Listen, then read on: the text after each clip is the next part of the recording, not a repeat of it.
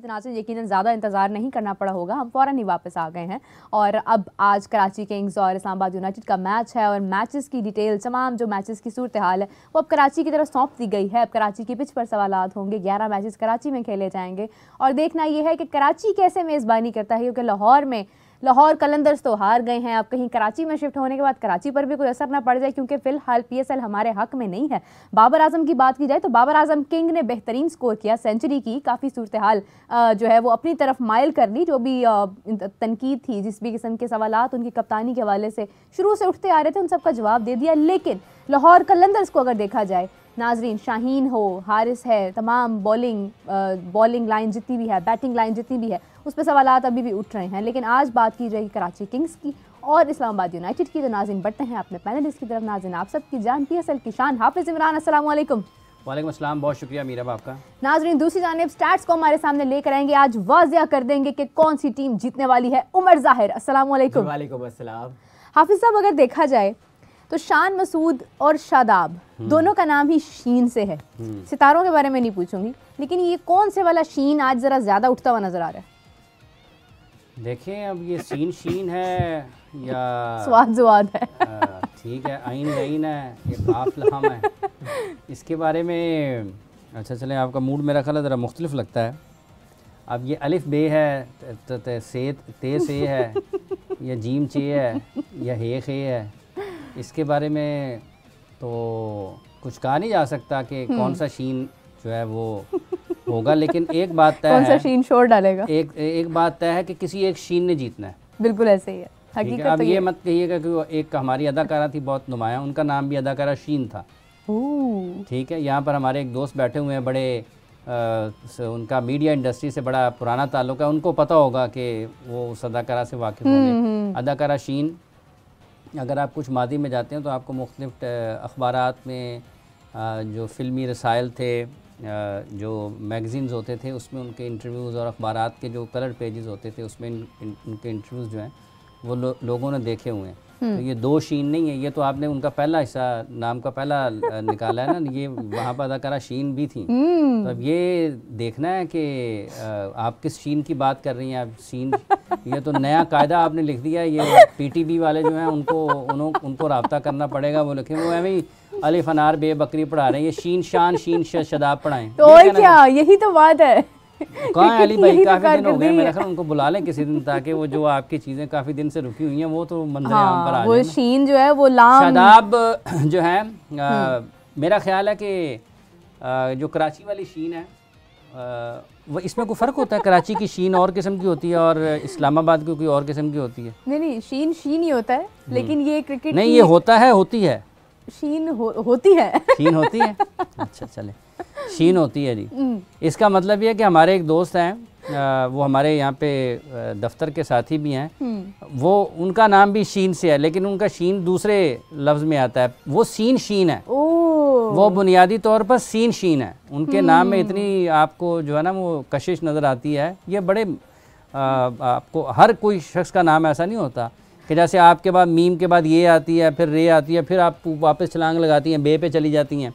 हमारे एक दोस्त हैं ये दफ्तर के, उनका नाम शीन के साथ है, पहला लफ्ज़ उनका सीन है, दूसरा शीन है। क्या बात है, क्या बात, ये शीन है। अब ये भी बता दें, नहीं, आप पहले बताएं, ये जो शीन है, ये जो शीन इस्लामाबाद की है और जो शीन कराची की है, इसमें कोई फ़र्क भी होता है? फ़र्क है ना, देखें, और शीन की जो है ना आइन भी खुल गई है। नहीं, मेरी बात सुने, फ़र्क ये होता है कि एक जो शीन है, ऐसे दोनों में अलिफ भी आता है और सब कंफ्यूज करते हैं। अच्छा, एक शीन जो है वो शीन अलिफ और दाल है, एक शीन जो है ना, और उसके बाद एक शीन अलिफ और नून है। एक शीन जो है उसकी यहाँ वो जो है ना आइन ऐनक, ठीक है, आइन ऐनक भी उसकी खुल गई है, और काफ कान से कुछ उन्होंने उतारा है, फिर उसकी आइन ऐनक खुली है। शान के चांसेस ज़्यादा हैं। शान की टीम यानी कि कराची किंग्स, मेरा ख्याल है कि उसकी, मेरे ख्याल से, मतलब गलत, क्योंकि आप किसी भी वक्त मैच का नक्शा बदल सकता है। बिल्कुल ऐसे ही है। अगर ऑन पेपर्स देखते हैं तो एक चीज़ ऐसी है जो उनको फ़ायदा दे सकती है, और वो ये है कि जो आखिरी मैच जब खेला था इस्लामाबाद यूनाइटेड ने, उसमें भी ये बात की थी कि उनकी बॉलिंग में बाउंस बैक करने की एबिलिटी नहीं है। जो उनका वीक लिंक है कि जब पिटाई हो रही होगी या विकेटों की ज़रूरत होगी तो उस वक्त उनके पास वो वाले रिसोर्स नहीं है कि जो उनको विकेटें लेकर मैच में वापस ला सके। दूसरी तरफ जो कराची किंग्स है उनके पास अगर वो अटैक कर रहे हैं तो उनके पास ऐसे बॉलर्स बैटर्स मौजूद हैं जो लंबा करेंगे मैच को और जीत सकते हैं। तो ये बैटिंग में बॉलिंग में एक वीक लिंक ज़रूर मौजूद है और वही मेरा ख्याल है एक बड़ा उनका उसके लिए एक खामी है। आखिरी मैच में भी ये हुआ था और उनको उसी एक जगह पर मुश्किलात का सामना करना पड़ा। लाहौर वाले शीन पर भी काफ़ी तनकीद हो रही है और यहाँ तक कहा जा रहा है, सुनने में आ रहा था कि कप्तानी से हटाने तक की बात हो रही है। मोहम्मद हफीज़ ने बड़ा इसके ऊपर एक्शन लिया है कि नहीं, कप्तानी से क्यों हटाने की ज़रूरत है। देखिए बात यह है कि कप्तान पाकिस्तान का ना, ये असल में मसला ये है कि चूँकि ये उस तेज़ी का दौर है कि हम ये चाहते हैं कि हर वक्त हर मैच में एक नया कप्तान हो, हर मैच में एक नया कप्तान हो। जो हारे उसको बाहर अगले मैच में नया, वो हारे वो भी बाहर अगले मैच में नया, वो हारे वो भी बाहर अगले मैच में नया, रन क्रिकेट ही बाहर हो। ठीक है, तो ये अब फिर इसका तो ये नामुनासिब तरीका है। अभी उन्होंने सिर्फ PSL में कप्तानी यहाँ पर की है, पहले 2 मरतबा जीते हैं, उससे पहले वो न्यूजीलैंड में उन्होंने पहली मरतबा पाकिस्तान की कप्तानी की, पाकिस्तान को वहाँ पर भी नाकामी का सामना रहा है। तो ये चीज़ें खेल का हिस्सा है, आपको बर्दाश्त करनी चाहिए और लोगों को भी थोड़ा हौसला करना चाहिए। मतलब हाँ मैंने हटाओ कप्तान, मेरी मर्जी का नहीं है, वो तू को हार जा चल, तेरी मर्जी का, तू तेरी टीम है, एक टिकट तो लेनी है। ये तो ऐसे ना मोहल्ले में कोई क्रिकेट खेलता है ना तो उसने पैसे ज़्यादा डाले होते हैं बैट में या बॉल में, उसकी बारी ना आए ज़्यादा देर तक तो बल्ला चुके घर भज जाता है। मैं नहीं किसी ये इस किस्म ऐसे क्रिकेट चलती नहीं है आलमी सतह पर, मतलब लोग देखते हैं नहीं, वो देखने जाएंगे अपना क्या नाम है उसका कि ये बाबर को चूंकि कप्तानी से हटाया गया, हर हाल में बाबर को कप्तान होना चाहिए, हर हाल में शाहीन को नहीं होना चाहिए। वो दोनों पाकिस्तान के खिलाड़ी हैं, टॉप खिलाड़ी। आप क्रिकेट देखें, आप पाकिस्तान के क्रिकेट के लिए जो है वो नेक तमन्नाओं का इजहार करें, खिलाड़ियों के लिए दुआ करें। हार और जीत खेल का हिस्सा है, आप हारते भी हैं, आपको कामयाबी भी मिलती है, आप कामयाब नहीं भी होते हैं और आप कामयाब होते भी हैं। दोनों सूरतों में आपकी जो बात है वो एक उसका बड़ा वसी सोच होनी चाहिए जिसमें आपके मुल्क को फ़ायदा हो। बात कि हार जीत आखिर खिलाड़ी मशीन तो नहीं है, कुछ भी हो सकता है। उमर, कमिंग टू यू, आपसे जानना चाहूँगी कि अगर मुआवजा किया जाए दोनों टीम्स का, दोनों शीन का, तो आज आलमी रिकॉर्ड कौन सी टीम की तरफ से बन सकता है?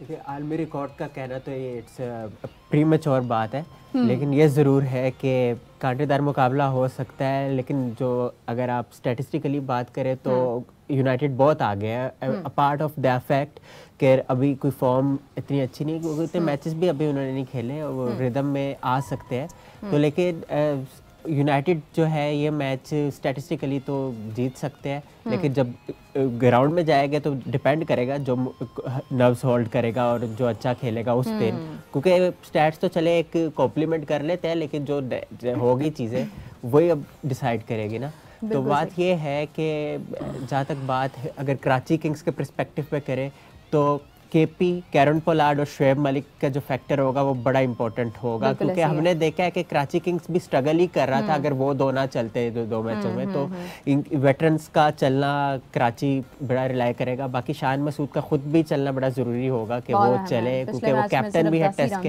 हाँ जी टेस्ट कैप्टन भी है, तो बड़ा ज़रूरी है, लोगों की निगाहें उनकी तरफ होगी। On the other side United की अगर बात करें तो कॉलिन मनरो का फैक्टर भी बड़ा इंपॉर्टेंट होगा, आज़म खान फैक्टर भी होगा, लेकिन कॉलिन मनरो का इसलिए होगा क्योंकि वो काफ़ी देर बाद एक फॉर्म में आए, उन्होंने 70+ स्कोर किया, तो वो टॉप ऑर्डर में अगर वो चल गए तो अगर बैटिंग जो भी होता है तो वो अच्छा यानी साबित हो सकता है। बाकी आज़म खान भी लगे हुए हैं, कोशिश जारी है। हाफिज़ साहब, आप बड़ी देर से कुछ अर्ज़ करना चाह रहे हैं? मैं ये बता रहा था कि देखें इंडिया ने अपने ना 2023-24 के सेंट्रल कॉन्ट्रैक्ट का ऐलान किया है, उसमें श्रेयस अय्यर भी नहीं है और उनके साथ साथ उसमें ईशान किशान भी नहीं है, और जो A+ कैटेगरी है उनकी उसमें 4 क्रिकेटर्स हैं। दिलचस्प चीज़ ये है कि सारे जो A+ कैटेगरी है ना ये सारे फॉर्मेट खेलते हैं, रोहित शर्मा, विराट कोहली, जसप्रीत बुमराह और रविंद्र जडेजा, ठीक है। जो एक A कैटेगरी है, ग्रेड A है, उसमें रविचंद्रन अश्विन भी हैं, शामी भी हैं, सिराज हैं, KL राहुल हैं, शुभमन गिल और हार्दिक पांड्या हैं। इनके बारे में कुछ इतलात आ रही थी कि शायद पांड्या को भी वो सेंट्रल कॉन्ट्रैक्ट ना मिले, लेकिन ये हैं इसमें, क्योंकि मेरा ख्याल है कि ये आगे इनको एज कैप्टन देखा जा रहा है। और जो ग्रेड बी है उसमें 5 खिलाड़ी हैं, सूर्य कुमार यादव, ऋषभ पंत, कुलदीप यादव, अक्षर पटेल और यशस्वी जायसवाल। यशस्वी जायसवाल कहते हैं इसको, यशस्वी जायसवाल। और ग्रेड सी में 15 क्रिकेटर्स हैं, रिंकू सिंह, तिलक वर्मा, ऋतुराज गायकवाड़, शार्दुल ठाकुर, शिवम दुबे, रवि बिश्नोई, जितेश शर्मा, वाशिंगटन सुंदर, मुकेश कुमार, संजू सैमसन, अर्शदीप सिंह, के.एस. भरात, प्राशित कृष्णा और अवेश खान और रजत पतीदार। ये पतीदार भी अभी टेस्ट मैच खेले हैं। तो ये बिल्कुल। उन्होंने अपने सेंट्रल कॉन्ट्रैक्ट का ऐलान किया है अपने आने वाले साल के लिए। बेहतरीन देख लें हाफिज़ साहब कैसी कैसी चीज़ें आपके सामने ले आते हैं। खुशकिस्मत हैं आप लोग व्यूअर्स जो हाफिज़ इमरान साहब आपके साथ बैठते हैं और उमर आपके साथ बैठते हैं। उमर, आपसे जानना चाहूँगी कि अगर बॉलर्स का, दोनों टीम्स के दरमियान जो बॉलर्स, अगर उनके इकॉनमी रेट को देखा जाए तो इस हवाले से क्या कहेंगे? इकॉनमी रेट जो है सबसे जो कम है जिस बॉलर का, वो भी पास्ट है। मसला ये है कि अनफॉर्चुनेटली जैसे हम पहले बात कर रहे थे कि कोई फ्रेश प्रोडक्ट नहीं आ रही नुमाया। इंडिविजुअल तो एक आधा मैच चल रहा है लेकिन जो है वो फ्रेश प्रोडक्ट नहीं आ रही। और ये भी पास्ट ही की बात है कि अभी हमने सुबह नाम लिया इमरान खालिद का, तो इमरान खालिद का इकोनॉमी रेट जो है एग्रीगेट अगर जितनी बॉलिंग उन्होंने किया है तो सबसे कम है अगेंस्ट द किंग्स ना। उन्होंने 4.70 के इकोनॉमी रेट से बॉलिंग की है। जबकि इफ्तिखार अहमद ने कराची किंग्स की नुमाइंदगी की हुई है तो उनका जो है कराची किंग्स के लिए कम इकोनॉमी रेट है 6 का।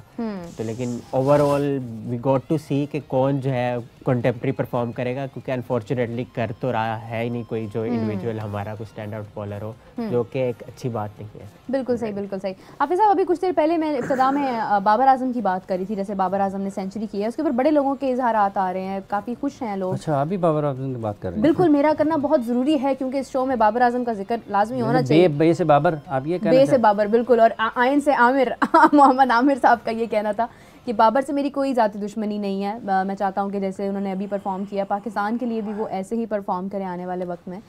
क्या कहेंगे? देखिए, ये है मोहम्मद आमिर एक वर्ल्ड क्लास बॉलर हैं, ठीक है। आज भी वो PSL खेल रहे हैं तो पाकिस्तान के बहुत सारे ऐसे खिलाड़ी जो कि इंटरनेशनल क्रिकेट भी खेल रहे हैं वो उनसे ज़्यादा बेहतर गेंदबाजी करते हुए दिखाई देते हैं, चूँकि वो खुले अल्फाज में अपने ख्यालात का इजहार करते हैं। उनकी क्रिकेट की बिल्कुल बॉलिंग में मोहम्मद आमिर किसी भी तरीके से अगर वो उनकी क्रिकेट उतनी होती जितनी वो नहीं खेल पाए हैं तो वो उनका कद काट बहुत ज़्यादा होता।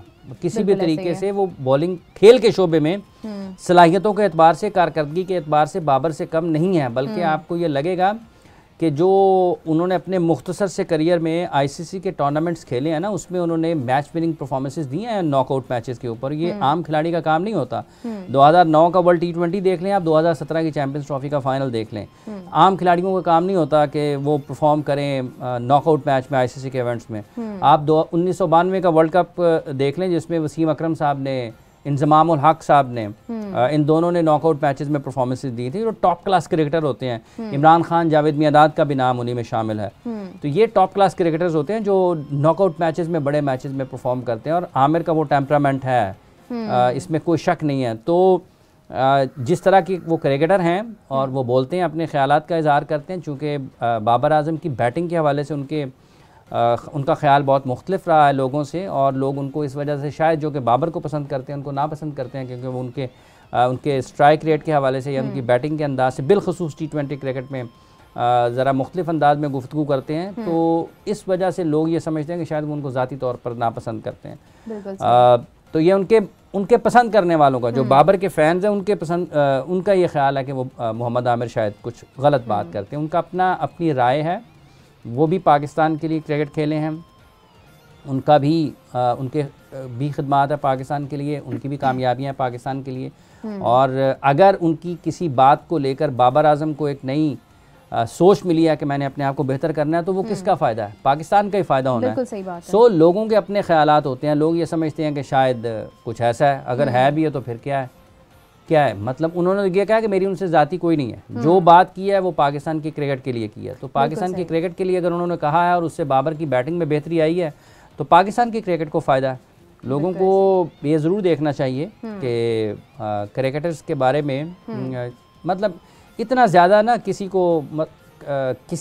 के लिए भी इस हद तक नहीं करना चाहिए कि आप ये समझें कि शायद हर काम में वो कुछ ज़ाती तौर पर ही कुछ उसकी हाँ, मुखालफत कोई है। ज़ाती इंफरादी कोई मसाइल है। दोनों बहुत अच्छा खेले हैं। अगर आप इनकी इब्तदा देखें, मतलब बहुत साल ये कराची किंग्स में इकट्ठा खेलते रहे हैं, और जब बाबर अली अभी पाकिस्तान के लिए नहीं खेले थे तो आमिर उस वक्त पाकिस्तान के लिए खेले। बिल्कुल ऐसे बाबर अभी बहुत दूर थे पाकिस्तान खेलने से जब उन्होंने 2009 का वर्ल्ड कप पाकिस्तान के लिए जीता था। सो थोड़ा हर किसी को अपने अपनी जगह पर रहते हुए एक दूसरे का जो बामी एहतराम है उसका ख्याल रखना चाहिए। बिल्कुल ऐसे ही। हाफिज़ साहब, मैं देख रही थी आमिर की बात हो रही है तो मुझे याद है कि मोहम्मद आमिर का एक जो मसला था, जो उनकी फैमिली के साथ जिस तरह से नामुनासिब रवैया इख्तियार किया गया था, मरीम नवाज़ साहिबा जो हमारी सीएम हैं उन्होंने इसके ऊपर एक्शन लिया है, क्या सूरत हाल है? देखिए, मेरा ख्याल है कि एक तो ये बड़ा अफसोसनाक सूरत हाल, इसका जो पस मंज़र है वो कुछ इस तरीके से था कि शायद मुल्तान में जब मैच हो रहा था तो जो बॉक्सेस होते हैं VVIPs, वहाँ पर किसी एक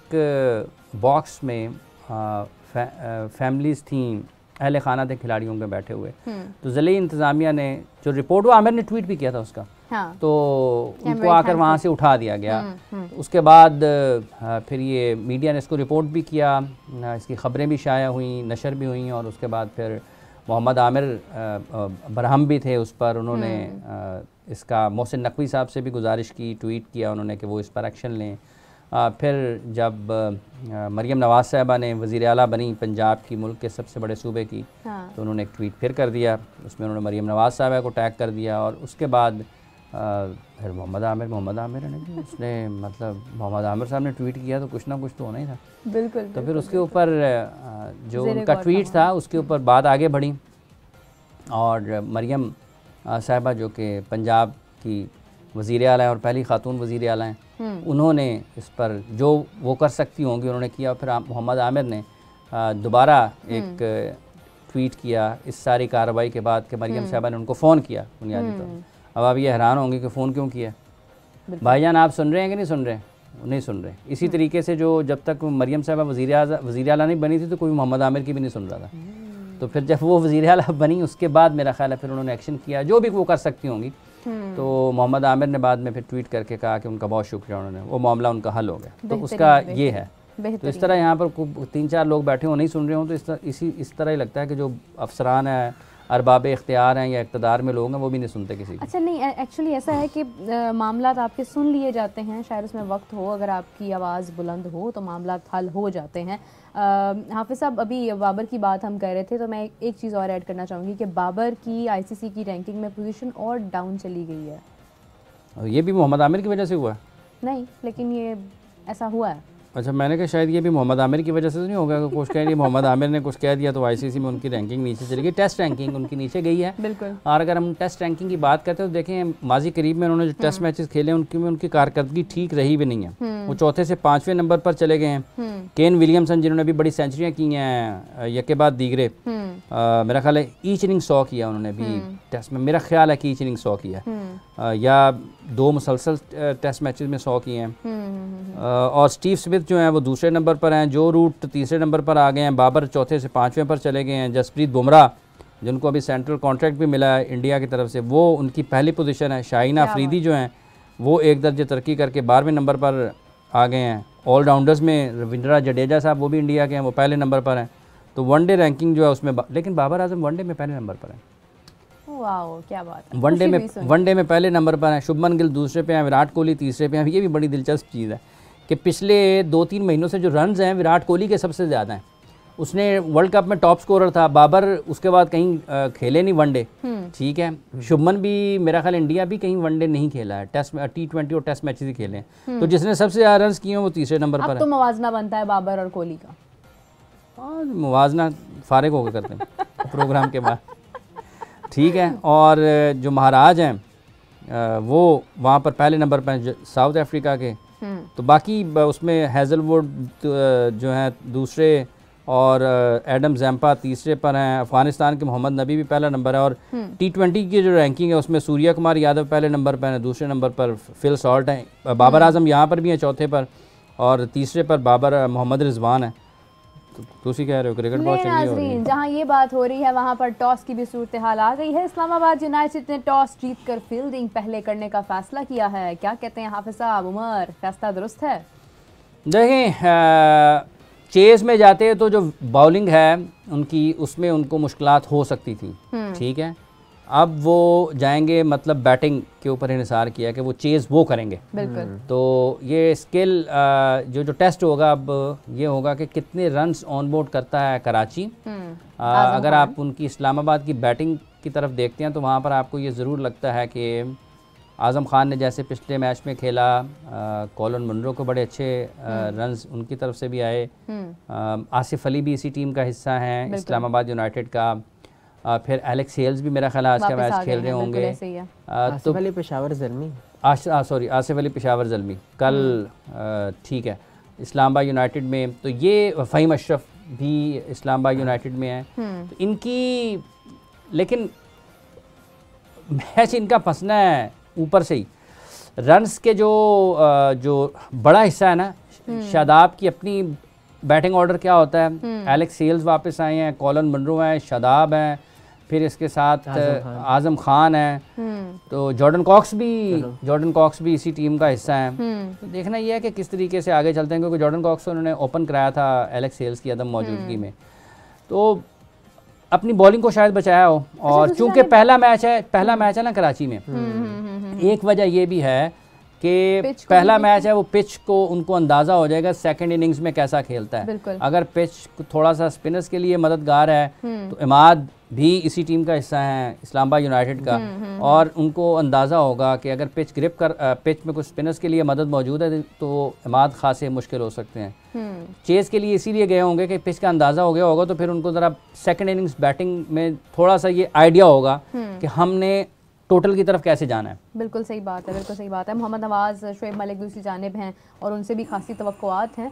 उमर, आपसे जानना चाहूँगी कि कराची किंग्स की जानिब से कौन सा ऐसा बॉलर है जिसने सबसे ज़्यादा विकेट्स लिए हैं इस्लामाबाद की बात अगर मैं थोड़ी ऐड बिल्कुल ऐड करें, हाँ, वो ये भी बता दीजिएगा। हाँ जी, कि यूनाइटेड जो है मेरा ख्याल है अपने स्टैट्स पे जो बैकग्राउंड है उस पर उन्होंने ज़्यादा एम्फेसाइज किया है, क्योंकि 14 मरतबा जो जीते हैं ना उसमें से 11 मरतबा उन्होंने बॉलिंग पहले की है, तो शायद ये भी एक चीज़ उन्होंने कंसीडर की है। बिल्कुल और सही। आप ये देखें कि 5 मरतबा जो लास्ट आउटिंग हुई है किंग्स के खिलाफ यूनाइटेड की, उसमें से भी 4 मरतबा जो है नेशनल स्टेडियम में, मतलब तो 4 मरतबा जो है यूनाइटेड जीते, 1 मरतबा जो है वो जीते हैं किंग्स, और वैसे हेड टू हेड 5 मरतबा जो है वो यूनाइटेड जीते हैं। तो ये मेरा ख्याल है ये वजह थी कि बॉलिंग पहले कर रहे हैं, और दूसरा ये है कि वो उनका कॉन्फिडेंस वैसे भी बड़ा बहाल हुआ है। ऑल्दो वो हारे थे लास्ट मैच, लेकिन जिस तरह कॉलन मुनरो ने और आज़म खान ने बैट के साथ परफॉर्म किया था, तो ऊपर से एलेक्स हेल्स आ गया है तो बड़ा नाम है, तो शायद वो भी कुछ करे अच्छा, तो इस वजह से शायद बात है। और दूसरी बात विकेट्स जो है किस पोजीशन, दोनों का बताइए, क्योंकि अभी तो फिलहाल बॉलिंग पहले इस्लामाबाद कर रहे हैं, तो इस्लामाबाद का जानना चाहूँगी। इस्लामाबाद का अगर हम बात करें तो उनके पुराने प्लेयर जो अभी तक उनके साथ स्टिक है, रोमान रईस, उनको 15 विकेटें उन्होंने आज खेल रहे, रोमान रईस खेल रहे, तो क्या बात है किंग्स के खिलाफ, क्या बात है। देख लीजिए व्यूअर्स, आपको बता दिया है उमर ने कि अभी फिलहाल कौन सा ऐसा प्लेयर है जो विकेट्स ज़्यादा लेता आ रहा है, और उम्मीद है कि आज इमरान भाई रोमान रईस क्यों नहीं अपनी जगह एस्टैब्लिश कर पाए नेशनल टीम में? नहीं, इंजरी हो गई ना, इंजरी की वजह से भी, इंजरी की वजह से हुआ मेरा ख्याल, उनको बड़ा धचका इंजरी की वजह से लगा था। हाफिज़ साहब, इंजरी से ही जानना चाहूँगी एक चीज़ और, कि जिस तरह से खिलाड़ी अनफिट होते जा रहे हैं, अलिफ इंजरी, बिल्कुल आइन इंजरी, कि जिस तरह से खिलाड़ी मुसलसल इंजर्ड होते जा रहे हैं, अनफिट हो रहे हैं और प्रॉब्लम्स बढ़ती जा रही हैं, आपको लगता है कि कोचेस की भी जिम्मेदारी है किसी हद तक कि कोई टेक्निक उनको बताने की ज़रूरत है, अगर वो इंजर्ड हैं, अनफिट हैं, तो क्या टेक्निक यूज़ करने की उन्हें ज़रूरत है? इसके अलावा प्लानिंग की ज़रूरत है, कहीं ना कहीं हमारे पास कोई प्लान बी होना चाहिए, सी भी होना चाहिए, डी भी होना चाहिए, सी, विटामिन डी, विटामिन डी होना चाहिए।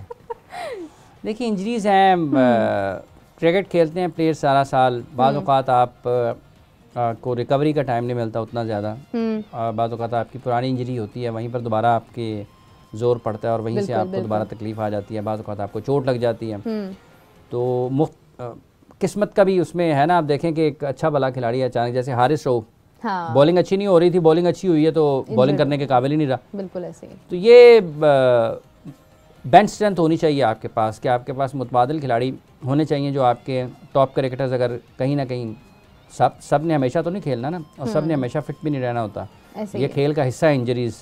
बाज़ औक़ात खिलाड़ियों के साल 2-2 3-3 साल ज़ाया हो जाते हैं। अभी ऋषभ पंत को देखें कि उनका एक्सीडेंट हो गया था, बड़ा बहुत ख़तरनाक किस्म का, उसमें उनकी ज़िंदगी को भी ख़तरात लाक हो सकते थे। बहुत मुश्किल उन्होंने वक्त गुजारा है। अब उन्होंने दोबारा वापस खेल के मैदानों में है, मेरा ख्याल 1 साल से ज़ायद का वक्त उन्होंने लिया है। बिल्कुल, अभी उनको सेंट्रल कॉन्ट्रैक्ट में भी रखा हुआ है BCCI ने। तो ये खिलाड़ियों के साथ होता है। अब इंजरीज़ होती हैं, कुछ के लिए तकलीफ़देह हो जाती हैं, कुछ के करियर ख़त्म भी हो जाते हैं। इतनी तकलीफ़देह सूरत हाल का सामना करना पड़ता है। जैसे अभी एहसानुल्लाह को आप देखें कि साल से ज़्यादा मतलब पिछला PSL खेला है, उसके बाद अनफिट ही हो जा रहे हैं। आप ये देखें कि इंग्लैंड के जो फास्ट बॉलर हैं जोफ्रा आर्चर, 2019 का वर्ल्ड कप खेलने के बाद अनफिट ही फिर जा रहे हैं। उधर गए अनफिट, उधर गए अनफिट, उधर गए अनफिट, उधर गए अनफिट, उधर गए अनफिट।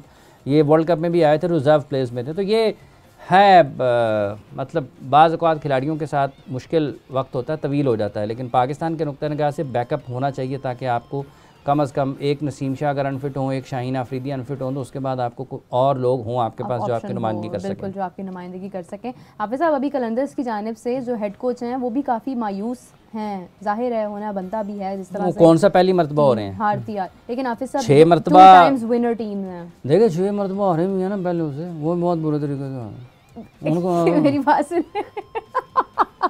मैं कुछ कहने लगी थी, लेकिन देखें बात ये है कि 6 मरतबा जो आप कहने लगी थी वो मुझे पता चल गया। 6 मरतबा लाहौर कलंदर्स की कारकर्दगी 6 साल बहुत ख़राब भी रही, ठीक है जी। और 5 साल सॉरी, क्योंकि 6ठा साल तो वो फाइनल खेले, एक फ़ाइनल खेले, उसके बाद फाइनल दोनों जीते। हाँ, 5 साल ख़राब रही थी। आप मायूस होते हैं ना, जब आपने सारा साल काम किया हो, आपकी टीम दिफाई चैंपियन हो, 2 मरतबा मुसलसल जीत चुके हों, तो फिर यकीनी तौर पर अब तो ये लोग उनसे अगला साल पूरा यही सवाल करते रहेंगे। वो जहाँ भी जाएंगे, आकिब जावेद साहब, लोग उनसे कलंदर्स की कारकर्दगी बारे सवाल पूछेंगे जी दसो की होया शाहीन नु दसो की होया, हारिस नु दसो की होया, जमान नु दसो, फ़खर ने रन्स क्यों नहीं किए। तो ये उनके लिए एक मुश्किल वक्त है, कलंदर्स मैनेजमेंट के लिए भी, उनके हेड कोच के लिए भी, उनके प्लेयर्स के लिए भी, क्योंकि ये आपका सारा साल जान नहीं छोड़ती ये जो ऐसी नाकामियाँ होती हैं। बिल्कुल सही बात है। प्लेयर्स की जो ज़ाती कारकर्दगी है वो भी उनको हर वक्त लोग उनसे पूछते रहते हैं। 6 मैच तो लगातार, जैसे मुहावरे आज़म ने को 6 छक्के इफ्तिखार ने लगा दिए थे एक नुमाइशी मैच में, 6 गेंदों पर 6। तो वो जहाँ भी जाएगा लोग पूछेंगे भाई 6 छक्के खा लीजिए, बिल्कुल सही बात, मतलब एक अदा और ही खा लेंगे। पर इन चीज़ों से प्लेयर्स पे होता है कि वो किस तरह इस ट्रॉमे से निकलते हैं। अब जैसे स्टुअर्ट ब्रॉड को 6 छक्के पड़े थे 2007 में युवराज सिंह के बाद, फिर उसके बाद ही वो बॉलर बने थे। मतलब अब 6 बॉलर बनने के लिए 6 छक्के खाना जरूरी है। नहीं, आप ये चीज़ होती है कि डिपेंड करता है कि आप अपनी नाकामी को किस हद तक लेकर जाते हैं। ना सिर्फ क्रिकेट आप की उससे मुतासिर हो लिमिटेड जाते हैं है, या ये उसमें आपकी बेहतरी। पर्सनल लाइफ में भी कोई चीज़ ऐसी आ गई है। वो इतने मायूस हुए हैं, वो लाहौर छोड़ के इस्लामाबाद चले गए। अब इस बारे में मैं कुछ नहीं कह चले गए ना टीम, मतलब क्या हो गया, मतलब लाहौर की टीम तो जाना ही था ना, इस्लामाबाद पहुंच गई अगले मैच खेलने के लिए। मतलब आपने कहा कि लाहौर छोड़ के मुंतकिल हो गए और रहायशी वहाँ इख्तियार कर लिए। मैं परेशान हूं। वैसे आके भाई छुट्टियों पे जाते हैं पहाड़ियों पर, वो जरा छुट्टियों पर वैसे भी जाते हैं पुरफिजा जो आकिब जावेद साहब को हमारा बहुत सारा मुकाम पर। आकिब भाई अभी 4 मैच बाकी हैं। अच्छा, मैं एक बात जो है ना वो मेंशन करना चाहता हूँ कि आप ये देखें कि स्पोर्ट्स में और हमारे यहाँ ये कॉन्सेप्ट होता है सजदा करना। अगर आप कोई अचीवमेंट करते हैं, सेंचुरी हो गई, 5 विकेट हॉल हो गया, जैसे कल उसामा मीर ने 6 विकेट ली तो उन्होंने सजदा किया। कल उनकी भी वालिदा मौजूद थी। एग्जैक्टली, मैं वही बात पे आ रहा हूँ कि उनकी अभी भी मौजूद थी। तो मैंने कहा इंटरेस्टिंग चीज़ है, ये डिस्कस होनी चाहिए। बिल्कुल ऐसे तो ये है कि उन्होंने 6 विकेट ली और उसके बाद उन्होंने जब प्रेस कॉन्फ्रेंस की उन्होंने कहा कि जो है सजदा जो है, मेरी अम्मी को बहुत अच्छा लगता है सजदा करना, तो मैंने सजदा किया।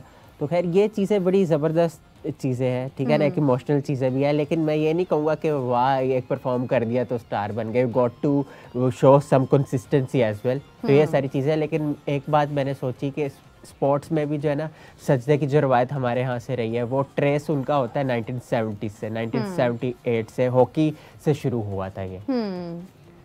तो ये एक अच्छी चीज़ है। बिल्कुल सही, बिल्कुल सही। हाफिज़ साहब, वैसे मैं कहती हूँ कि अगर आज भी एक पेरेंट्स की मौजूदगी हो टीम में, दोनों जानिब से अगर हो गई, दोनों शीन के पेरेंट्स आ गए तो मैच ड्रॉ हो जाएगा। नहीं, ये शान के डैडी गए हुए थे ऑस्ट्रेलिया जब वो टेस्ट मैच की कप्तानी कर रहे थे ना, तो वो मंसूर साहब वो ऑस्ट्रेलिया नज़र आए थे मैचेस देखने के लिए।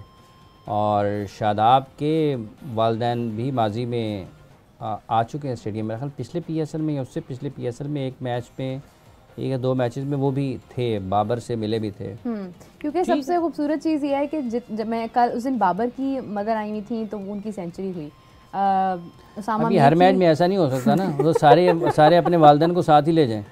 मैं वही कह रही हूँ कि सारे अपने वालिदैन को साथ ले जाएं, फिर जिनके जो क्रिकेटर जिनकी बीवियां भी हैं, उनके बच्चे भी हैं, उनको भी साथ ले जाएं।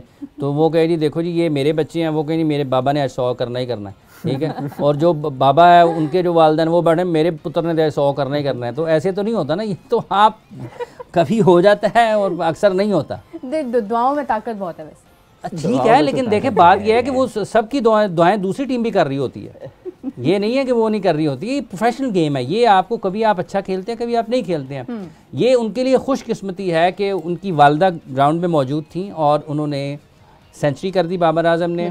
उसामा की वालदा ग्राउंड में मौजूद थी, उन्होंने 6 विकेटें ले ली। उनकी वालदा की ख्वाहिश थी कि वो अपनी बेटे को अल्लाह का शुक्र अदा करते हुए ग्राउंड में देखे, तो उनको अल्लाह ने मौका दे दिया। लेकिन ये अब हर मरतबा थोड़ा होगा जी नहीं मेरी अम्मी जान गई, तो होगा भी नहीं आज मैं मैच ही नहीं खेलना, मेरी अम्मी ने नहीं जाना था, मैं मैच ही नहीं खेलना। अच्छा, नहीं इसमें अपनी कारकर्दगी, अपनी मेहनत भी बहुत ज़्यादा अहमियत रखती है। हाफिज़ साहब आपसे जानना चाहूँगी कि आज स्कोर कुछ रह गया जानना चाहूँगी। एक चीज़ और रह गई है, स्कोर कितना हो सकता है आज, क्या टारगेट होना चाहिए? सीरियस जवाब देना है हाफिज़ साहब। हेलो कितना स्कोर करोगे आज? 36-200। चले बताएं हाफिज़ साहब, अंदाज़न बताएं। वो कहने पूछ के दसना ना, उसने भी आगे से पूछना है। कराची की पिच को देखते हुए कितना स्कोर बनता है और कितनी जिम्मेदारी? पहले पिच तो देखिए जाके जरा। पिच आपको पता है, आप देख के आए हैं। देखिए कराची में ना बाज़ औक़ात ये भी होता है कि स्पिनर्स को भी मदद मिलती है। बिल्कुल। पहला मैच है, यहाँ पर काफ़ी क्रिकेट हुई है कराची में, नेशनल स्टेडियम कराची में ना। आज के पिच से पता चलेगा कि क्या पिच को भी रिकवर होने का मौका मिला है या नहीं मिला। आखिरकार वो भी एक जानदार है ना, उसके ऊपर भी उसकी मतलब अभी एक लीग हुई थी वहाँ पर, उससे पहले भी मैचेस होते रहे। तो जितनी इस्तेमाल होती हैं पिचेस को भी रिकवरी के लिए वक्त की ज़रूरत होती है। तो अगर तो पिचेस रिकवर हो गई हुई हैं अच्छे तरीके से हैं तो फिर तो हाई स्कोरिंग मैच भी आपको देखने को मिल सकता है। डिपेंड करता है कि आज की पिच से आपको अंदाज़ा हो जाएगा कि वहाँ पर है क्या। ठीक है, अगर आप मुझे पहले बताती तो मैं कोशिश कर लेता, वहाँ पर किसी को भेज भूज देता, या आप ही सुबह चक्कर लगा के शाम को वापस आ जाता। पता है हाफिज़ साहब को पूरी दुनिया की पिचेस इन्होंने देखी। रन्स ऑन बोर्ड देखे कितने होते हैं, अभी फ़ोन आएगा फिर आपको बताऊंगा, लेकिन आप पता लग जाएगा बाद में। आप ब्रेकिंग चला देना ना डिजिटल पर हमारे के फ़ोन के दौरान। अभी आप उम्मीद क्या करते हैं कि स्कोर कितना होना चाहिए? मैक्सिमम 200 प्लस जाना चाहिए। उम्मीद जो है, उम्मीद तो मेरी ऐसे है कि उम्मीद ऐसे है कि मेरा ख्याल है, उम्मीद है ना, उम्मीद पे तो दुनिया कायम है। मेरे ख्याल से प्रोग्राम खत्म कर देना चाहिए क्योंकि हाफिज़ साहब की उम्मीद कहीं खो गई है। पहले शबनम खोई, फिर उम्मीद खोई, फिर सिमरन खोई। तो नाज़रीन आपसे मुलाकात होगी कल। आज का टॉस का रिजल्ट हमारे सामने है, मैच कुछ ही देर में शुरू होने वाला है और फिर हम बात करेंगे मैच के ऊपर। कल आपसे रब्ता करेंगे, जब आपसे मुलाकात करेंगे तो यकीनन मैच की कारकर्दगी पर हम बात कर रहे होंगे, खिलाड़ियों ने किस तरह से खेला, शुएब मलिक की क्या परफॉर्मेंस थी, आजम खान की क्या परफॉर्मेंस थी, इसके ऊपर बात करेंगे। नाज़रीन उमर को, हाफिज़ साहब को इजाज़त दीजिए, आपसे मुलाकात होगी कल, तब तक के लिए अल्लाह हाफिज़।